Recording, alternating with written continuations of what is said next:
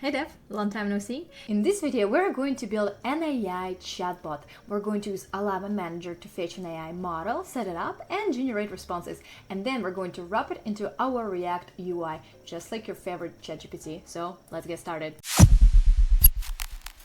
And our first step is installing Ollama on our computer. So quick note, Ollama is a platform that makes it easy for you to get and interact with large language models locally. So we're not going to use any cloud services. It's going to be all on your computer. So you can download Ollama on your computer either by using the terminal as admin, and they use an appropriate command for your OS, or by downloading the executable file and launching it. Since I already have it installed, I'm just going to check the version to make sure it's all there. So my version is 0.17.7, and now I'm going to pull the Llama model, so Ollama pull Llama3, and now we're installing actual language model that we're going to use for our Python app. So as soon as our model finished downloading, we're ready to start our development. And our first step is actually setting up our project. Let's create a new directory named client, mkdir client, and we're going to create mkdir server for backend and for frontend. So let's move to server, cd server, and create a new file, touch server py. We also need to install the Flask framework for quick API prototyping and Flask course, so our frontend will be able to connect to this server. So let's type python-m pip and install Flask course, and Ollama library for interacting with our model. So after everything is installed, we're ready to create our API. So we're going to start with importing our Flask, our course, and Ollama. Now we're going to define app. It's going to say Flask name, and we're going to type course, and parameter is going to be app. So we're just applying our middleware. So first of all, we're going to create our get endpoint just to make sure everything is working. So it's going to be app route, going to be chat, method is going to be get, and our function is going to be def get chat, return JSONify. We're just going to say reply, hi, I'm an AI chatbot. Let's add a method that would run our application. So if name equals main, we're going to say app.run port 8000 debug true. Now let's run Python server py in our terminal and see the result. If we'll go to localhost 8000 and route chat, we're going to see a reply, hi, my user chatbot. It works. So now it's time to actually define our post endpoint. So we're going to add a comment, create post endpoint, and process the data. We're going to say app route. It's going to be the same route /chat, but method is going to be post this time. And we're going to say def chat. And data is going to be request JSON. So basically we're getting our request from our client. Message is going to be data message, right? So that's kind of getting a message property from our payload. I'm going just to say print received plus message just in case to make sure it did reach our backend. And now the most interesting part is a response equals Ollama chat, and our parameters are going to be model. In our case, it will be Llama3. Messages are going to be role. It's going to be now array and objects like role user, and content is going to be our message that we just got from our client. So reply is going to be response, message, and content, and we're just going to return JSONify our reply.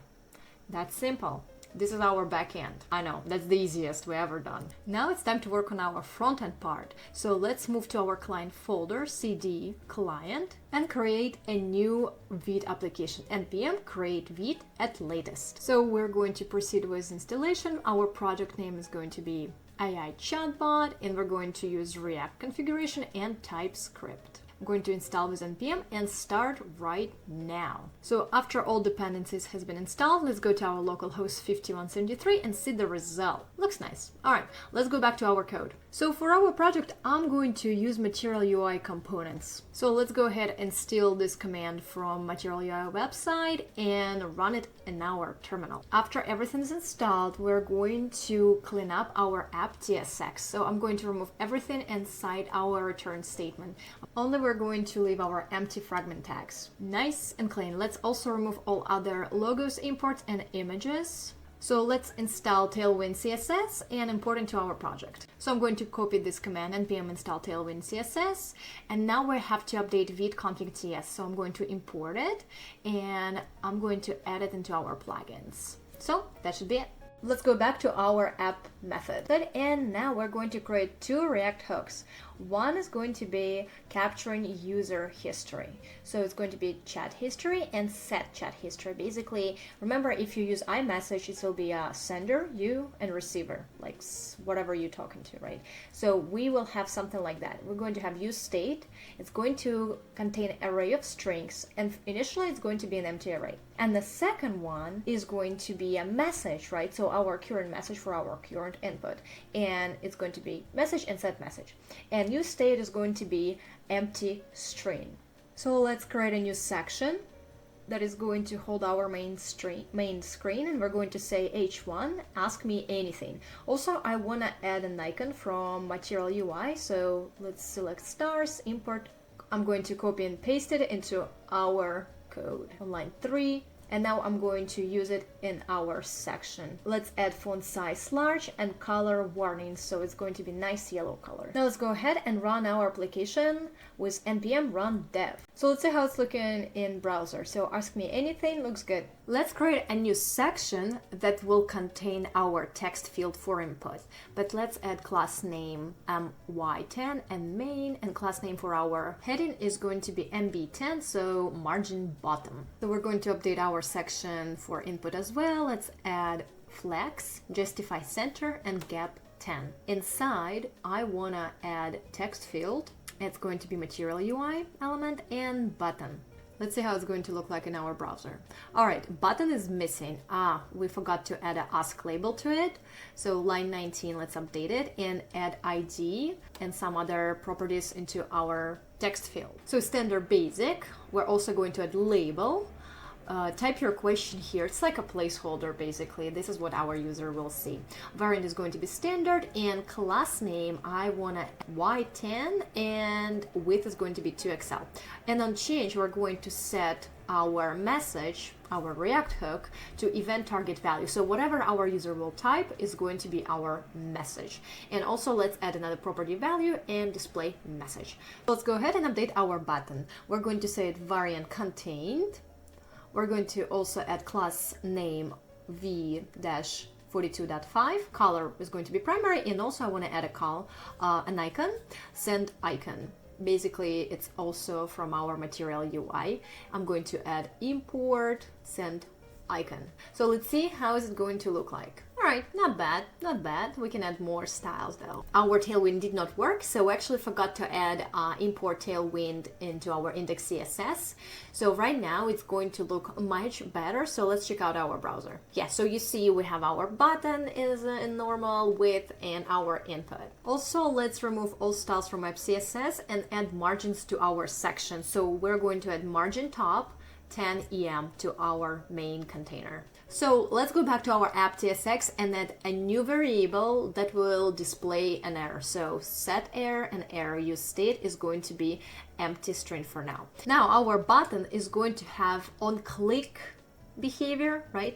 And it's going to execute send message method that we're going to define. And this method is going to be responsible for sending our API to our backend that we made previously. So send message is responsible for getting our chat response. First of all, we want to add a parameter of event. It's going to be a specific React event, mouse click. And then we're going to say event prevent default. And we're going to say if message basically exists, right? And message trim length more than 0, very little validation, right? If it's not empty message. Else, we're going to set our error, you haven't typed anything. All right, in our message, what we're going to do, we're going to set our chat history. So basically we're updating our current array, right? We're going to say previously, we're keeping it and appending the message. And then we're going to construct a new object, user message, right? We're going to send message, right? Because this is what our backend expects us to see, right? To send them. We're going to say response, await, fetch. We're going to call our local API, so localhost 8000 chat we're going to assign headers. It's going to be content type application JSON, because this is what we're sending. We're sending JSON. Our body is going to be this user message that is going to be stringified, JSON stringified. And method is going to be post, because this is what we define in our server. After that, we're going to set our message to, so kind of a null, server set message variable, back to empty string. And then we're going to say const data await response JSON. So we're basically waiting when our response will be converted into JSON. And then we set our chat history to a newly added message. So imagine you have like input, response, and all these messages going to be in our array. And then based on that, we're going to like separate them. So let's create header. And inside of this header, we're going to place div where we say AI chatbot, basically like a logo. And our div is going to have a class name, text left, margin is going to be 5, and font is going to be bold. So you can see it in the left top corner. All right, let's go back and actually display our messages. In curly braces, I'm going to say is chat history length more or less than 0. If it's less than 0, then I'm going to display ask me anything screen. Otherwise, I'm going to display section, and inside the section, I'm going to say chat history.map. And we're going to get message and index. In our paragraph, we're going to display this message. Let's just say else and cut our ask me anything screen. So that looks correct. And in our paragraph, I'm going to add key, index, and class name. We're going to have a if else, right? So if our index plus 1, if our number is odd, we're going to say it's user query. Otherwise, it's going to be response class. Let's see how it's going to look like. I'm going to type hi there, and you can see a reply from our AI. Hi there, it's nice to meet you. And now we're going to actually add styles. So let's update our section and call it a chat history section. And now I'm going to add it into our app CSS.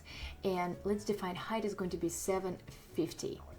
And we have response class, and also we have a query class.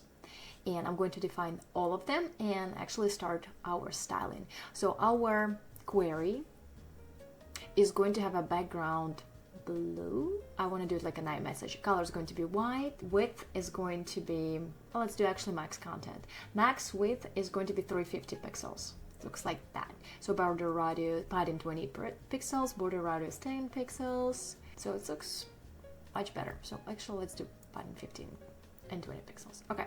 Also we want to do text align left, and margin left is going to be 650. Actually, let's do 750 pixels. So we're going to copy and paste everything and add it to response and change the background color to gray, and color is going to be dark. I'm going to update our max width. So width is going to be 50%, margin right, and now we're going to update chat history. So I'm going to add a margin 1 EM. Looks good, but let's update margin left for our query. So it's 70% instead of fixed. And let's test it. Give me a recipe of a meatloaf. Looks good. For now, our AI chatbot is ready. And thank you so much for watching the video. If you like it, don't forget to like and subscribe to my channel. And for more content, check out my Telegram channel and blog. Links are in the description. Bye for now and happy coding.